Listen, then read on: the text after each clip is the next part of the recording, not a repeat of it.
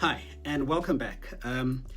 This past week, I went through a harrowing experience. I've had close calls before. In fact, I remember about 2 years ago, 2019, almost getting hijacked while traveling with my mom. We were going to visit my brother, and that was pretty scary.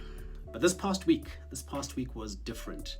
I'm not sure if you've ever experienced danger like it was in slow motion, but at the same time, your life flashes in front of you. See, I was coming from recording music when I arrived at the top of New Road, the New Road on-ramp, northbound facing Pretoria. And suddenly, a Golf GTI stopped on my right-hand side. I didn't take much note of it. Yet in a split second, when I turned to look at the vehicle, the passenger had lowered his vehicle and had a gun pointed at me and commanded me to follow them. Now, while I was contemplating if they could be cops, a Corolla suddenly drove up on my left side in the emergency lane, and the driver pulled out a gun on me as well and told me to follow the Golf. Peripheral vision then happened. At the corner of my eye, I realized that the traffic lights had just turned green. Yep. And without thinking, and at the high risk of being shot, I stepped on the gas pedal and headed towards the police station. Before I reached the police station, I realized that I had lost them. So I changed my mind and I headed home instead. And when I got home, guys, I realized I was in serious shock and in need of calming down. And I immediately called my coach, who quickly gave me a session over the phone that really reduced my distress. And I tested my blood pressure and heart rate, and both were high, as I had expected.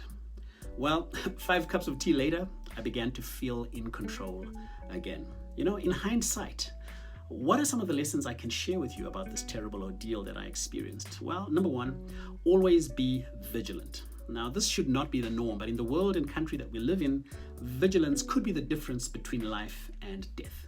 In business, the same thing can happen: a crisis, a disaster, losing a big client. You have to keep your eyes open to opportunities and threats within the crisis, try to find ways of getting out. Number 2, try not to panic. And I know this is easier said than done, but in that moment, my mind was racing. What if they shoot me? And trying to remain calm will help you see possible ways out. But it also creates a perception that for the perpetrators that you will obey. And in business, we panic often, like when lockdown happened, or markets shift, or the exchange rate changes suddenly. Take a deep breath.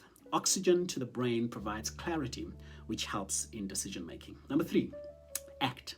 Now, I don't know what would have happened had I just stayed there or if I had followed, but I knew I had to do something and I had to do it fast. Likewise, in business, taking action is important. Swift action in the middle of a crisis can avert a disaster. And number 4, seek support. Like I mentioned, I sought emotional support and got help immediately from my coach. Sometimes just speaking to someone relieves the pressure of the thoughts running in your mind about what could have happened. It's those movies we create in our minds that are dangerous and debilitating. And similarly, in business, you need a coach, someone to help give you an unbiased view. Or perhaps you can lean on your team for ideas and help. Don't be an island. And I hope this little video has been somewhat helpful. I don't share this to boast about the escape because honestly, that was all God. I share this to help you in the event that you too find yourself in a similar situation, or perhaps when you find your business in similar distress. And so until the next video, remember to think, shift, and become.